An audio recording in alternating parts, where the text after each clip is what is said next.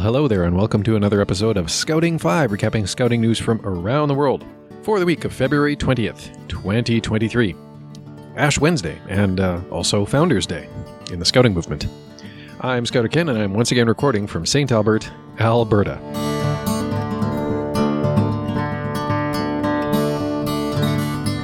Well, like I said there in the intro, it is Founders Day. That is the day that we commemorate the birth of Lord Baden-Powell, and actually also of his wife, Lady Olave Baden-Powell. They were both born on the same day, though I don't believe in the same year.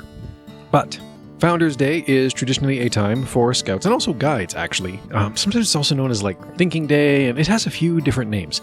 But it's a time for scouts and guides to reflect and to renew their commitment to the scouting movement and what it stands for, and to think, in new ways about how to apply the principles of scouting to the societies in which they live. Quoting News 9 Live. Scouts Founders Day, also called Founders Day, is celebrated on February 22nd every year. The day commemorates the birth anniversary of Lord Baden-Powell. Interestingly, Scouts Founders Day also marks the birth anniversary of his wife, Olave Baden-Powell, the first Chief Girl Guide. The day is observed by National Scout organizations all over the world through events like fundraising campaigns, food drives, and other types of volunteer work. Scouts Founders Day is the time for scouts and guides to renew their oaths together and reflect on how scouting's core principles still apply in today's fast-paced society. Being a scout involves more than just wearing a uniform and collecting badges. To commemorate Scouts Founders Day, you can select one of the scout laws or promises and perform a good deed. Scouts Founders Day is an opportunity for scouts and guides to reaffirm their commitments and reflect on the relevance of scouting's century-old principles in today's rapidly evolving world. One should keep in mind, though, that Scouts Day or International Scout Day, which falls on April 23rd, World Thinking Day, which is also observed on February 22nd, and World Scout Day, which falls on August 1st, are generic terms for special days observed by members of the scouting movement throughout the year. Like I said, also, it is Ash Wednesday, so one of the... it just wound up, coincidentally that I was able to observe both my scouting duty to God and the obligations of the Catholic faith by attending the Ash Wednesday liturgy at my children's school today. Sometimes these things just work out. Right, well, let's move on to some news stories. First up today, apart from, the whole Founders Day, a tree planting initiative to aid with wildfire recovery in Croatia and North Macedonia, quoting scout.org. Forests play an essential role in combating climate change and biodiversity loss. Our forests serve as carbon sinks and help reduce the effects of climate change. In summer of 2021, North Macedonia saw its forests burn in one of the most severe wildfire seasons. Nearly 500,000 square meters of wood had been burned by the time the fire was extinguished, causing extreme ecological and climate damage. It would take years, decades for forests to recover and for native species to be restored. The damage caused that summer would not be remedied immediately. As the UN Decade of Restoration emphasizes the need for land conservation and the world works to mitigate climate change, the Scout Association of Macedonia decided to contribute to the recovery of burned areas and to strengthen prevention through workshops and raising public awareness through volunteer actions and an active campaign. The Scout Association of Macedonia adapted the Croatian Scout Association's reforestation campaign, Boranka, to their national context under the name Borenka. The campaign involves planting trees in areas that were affected by fires. By 2022, the Boranka campaign had planted over 100,000 trees in Dalmatia. Scouts in North Macedonia organized a study visit to Croatia in autumn of 2022 with the support of the ambassador of North Macedonia in Croatia. 3 months later, 4,500 stems have been planted. And no doubt there are many, many more on the way to being planted in the future. Meanwhile, another story out of Czechia, and how scouts there have transformed 2 hotels into safe havens for refugees, and then only in 5 days. Quoting, again, scout.org. After the start of the war in Ukraine, over 450,000 Ukrainian refugees sought temporary protection in Czechia. With limited housing options available, many refugees found themselves seeking shelter in public buildings, such as sporting venues and churches.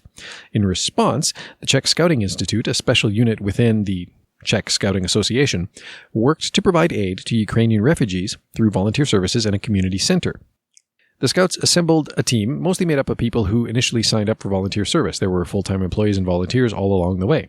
There were also community workers who came to help refugee families with formalities and useful information on services. Dozens of volunteers offered assistance. Their contribution primarily consisted of preparing both hotels to make them operational. Later, they worked at hotel desks as community workers and served food in just 5 days.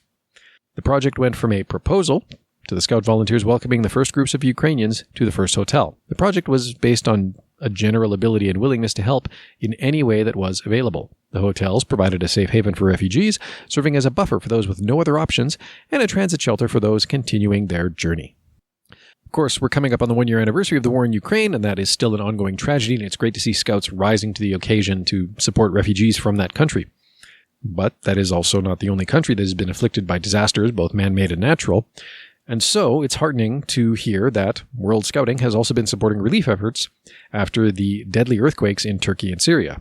Quoting Scout.org yet again, the World Organization of the Scout Movement offers its heartfelt condolences to those impacted by the tragedy, the earthquakes in the morning of 6th of February 2023, felt in Turkey and Syria. The global scouting community mourns those whose lives were lost as a result of the disaster and are committed to supporting ongoing relief efforts. In the coming days and weeks, World Scouting and the World Scout Foundation will coordinate with national scout organizations in Turkey and Syria, as well as across the European and Arab Scout regions, to support a humanitarian response. And if you go to the Scout.org article, you will find an option to donate using Scout.org's crowdfunding platform if you want to contribute to these relief efforts once they get underway. Meanwhile, over in India, close to 100,000 scouts and guides partook in back-to-back events highlighting that country's culture and heritage. This is the last one today from Scout.org.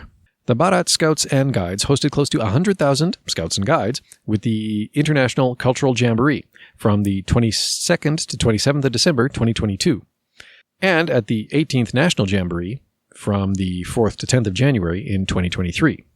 During its opening ceremonies, the World Organization of the Scouting Movement Secretary General, Ahmad Alandawi, alongside other esteemed guests, gave a powerful message for the young people of India. He said that the Bharat Scouts and Guides belong to a beautiful organization that creates this world a better place, that each day in India is a celebration of diversity, that is an esteemed example for the world, and that the world needs India, with a lot of potential change makers being the most populous country in terms of young people. Aside from the normal Jamboree activities, the Jamboree offered a lot of off-site activities, such as a visit to the Pilikula Nisagra Dama, an education-integrated theme park, coastal cleanup, a visit to various landmark places like temples and museums, an industrial visit, cultural youth forum and quiz, an ideathon, and a hackathon were introduced, which will help unlock Scouts and Guides' abilities to solve complex social problems. Unfortunately, we do have to touch on the Boy Scouts of America, Scouts BSA, ongoing bankruptcy proceedings, because there's been a couple of developments there.